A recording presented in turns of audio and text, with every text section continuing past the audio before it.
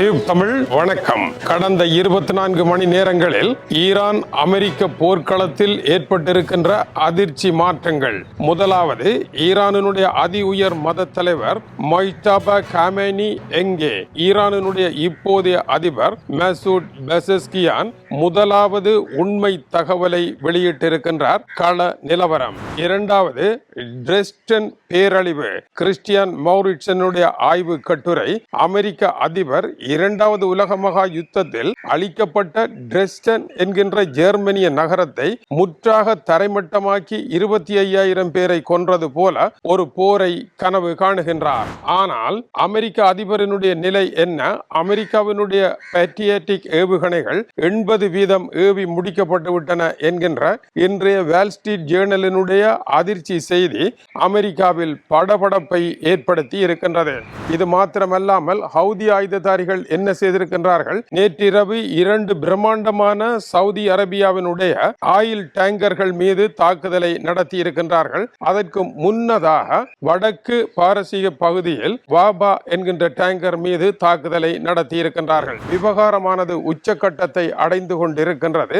அமெரிக்காவை கைவிட்டு ஓமானும் ஈரானும் இறுதி ஒப்பந்தம் ஹோர்முஸ் நீரிணை தொடர்பாக வந்திருப்பதாக அறிவிக்கப்பட்டிருக்கின்றது. அமெரிக்கா உள்ளே வருவதை அனுமதிக்கவே மாட்டோம் என்றும் பிராந்தியத்தை தாங்களே தீர்மானிப்போம் என்றும் ஈரான் அறிவித்திருக்கின்றது. இதுதான் இப்போது ஏற்பட்டிருக்கின்ற பிரதான நெருக்கடியாகும். முதலாவது தகவல், ஈரானினுடைய அதி உயர் மத தலைவர் மொய்டபா காமேனி எங்கே? அவர் நலமாக இருக்கின்றார் என்று ஒரு செய்தியும், முகத்திலும் கால்களிலும் படுகாயம் அடைந்த நிலையில் அவர் தீவிர சிகிச்சையில் தான் தொடர்ந்தும் இருக்கின்றார் என்று ராய்டர் செய்தி ஸ்தாபனமும் தொடர்ந்து எழுதி வருகின்றன. இதில் எதுதான் உண்மை? அவருடைய முகம் இதுவரை ஊடகங்களில் தெரியவில்லை. அவருடைய புகைப்படங்கள் வெளியாகவில்லை. அவருடைய குரல் கூட வெளிவரவில்லை. வெறுமனே எழுத்து வடிவிலான ஆக்கங்களே வெளிவருகின்றன அவர் கூறுகின்றார் என்று. ஆகவே அவர் எங்கே என்ற கேள்விக்கான பதிலை இனிமேலும் ஈரான் மறைக்க முடியாத கடைசி கட்டம் வந்திருக்கின்றது. இதை வெளியே கொண்டு வருவதன் முதல் ஏற்பாடாக ஈரானினுடைய இப்போதைய அதிபர் மசூத் பெசஸ்கியான் அவரை தொடர்பு கொள்ள முடியாது என்று கூறியிருக்கின்றார். அதற்கு காரணம் என்ன? காயமடைந்த நிலை ஒன்று. இரண்டாவது, இஸ்ரேலினுடைய தாக்குதல்கள் நடைபெறலாம் மறுபடியும் என்பதனால் யாருமே தொடர்பு கொள்ள முடியாத அதி உயர் பாதுகாப்பு வலயத்தில் அவர் வைக்கப்பட்டிருக்கின்றார். எனவே அவருடன் தொடர்பு கொள்ள முடியாது என்று தெரிவித்திருக்கின்றார். இதுதான் இன்றைய ஈரானினுடைய நிலை என்று அவர் கூறினாலும் கூட, சற்று முன்னர் இஸ்மாயில் பாக்காயினுடைய கருத்து வெளியாகி இருக்கின்றது. அவர் குறிப்பிடுகின்றார், ஓமானுடன் தாங்கள் பேச்சுக்களை நடத்தி இறுதி கட்டத்தை நெருங்கி இருக்கின்றோம் என்று. ஹோர்முஸ் நீரிணையை எப்படி கையாளுவது என்பது தொடர்பாக ஓமானுடனான பேச்சுக்கள் இறுதி கட்டத்தை அடைந்துவிட்டன. தங்களுடைய பிராந்தியத்தில் அமெரிக்கா நேரே வந்து எதுவும் செய்ய முடியாது என்றும் அவர்களை வைத்து இனி பேசவும் முடியாது என்றும் திட்ட தெளிவாக கூறியிருக்கின்றார். அமெரிக்கா இதன் மூலமாக நிராகரிக்கப்பட்டிருந்தாலும் கூட பின்னர் குறிப்பிடுகின்றார், அமெரிக்கா இதை ஏற்றுக்கொள்ளாமல் இதற்குள் மூக்கை நுழைப்பதற்கான வாய்ப்புகள் உண்டு. அமெரிக்கா தன்னுடைய முற்றுகையை நீக்காத வரை ஒப்பந்தம் ஒன்று ஏற்பட்டாலும் கூட அதை நடைமுறைப்படுத்துவது சிரமம் என்று அவர் குறிப்பிடுகின்றார். அமெரிக்காவை புறந்தள்ளுகின்ற இந்த செயல் அமெரிக்காவிற்கு பலத்த ஆத்திரத்தை ஏற்படுத்தி இருக்கின்றது. இது தொடர்பாக டென்மார்க்கினுடைய பிரபல சர்வதேச செய்தியாளர் கிறிஸ்டியன் மௌரிட்சன் எழுதியிருக்கின்ற காலை கட்டுரையிலே அமெரிக்க அதிபர் டிரெஸ்டன் பேரழிவு என்கின்ற பேரழிவை ஏற்படுத்த வேண்டும் என்பது அவருடைய ஆத்திரமாக இருக்கின்றது. ஆனால் அந்த பெயரை அவர் சுட்டிக்காட்டாவிட்டாலும் இரண்டாவது உலக மகா யுத்தத்தில் ஜெர்மனி மீது ஆத்திரம் கொண்ட பிரிட்டன், அமெரிக்கா போன்ற நாடுகள் டிரெஸ்டன் என்கின்ற நகரத்தின் மீது முற்றாக குண்டு வீசி அழித்தன. இதில் 25,000 ஜெர்மனியர்கள் கொல்லப்பட்டார்கள். இது போன்ற ஒரு பேரழிவும் ஒட்டுமொத்தமான பேரழிவையும் அந்த நகரத்தில் ஏற்படுத்தியது போல பிரம்மாண்டமான தாக்குதலை நடத்த போவதாக அவர் கூறி வருகின்றார். அவருடைய இந்த ஆத்திரத்திற்கான முதலாவது காரணம், சவுதியினுடைய இளவரசர் முகமது பின் சல்மான் தங்களால் போரை நடத்த முடியாது என்றும் இந்த போரை நீங்கள் மறுபடியும் தொடர வேண்டாம் என்றும் கூறியதை கேட்டு பேச்சுவார்த்தைகள் ஆரம்பிக்கின்றன என்று சவுதி இளவரசருக்கு கெத்தாக டொனால்ட் ட்ரம்ப் கூறிய கருத்தை ஈரான் நிராகரித்து விட்டது. ஈரான் உண்மையில் பேசுகின்றதா என்றால் பேசவே இல்லை, பேசவும் வர மறுத்துவிட்டது. இது டொனால்ட் ட்ரம்பிற்கு பலத்த அவமானமாக மாறியிருக்கின்றது.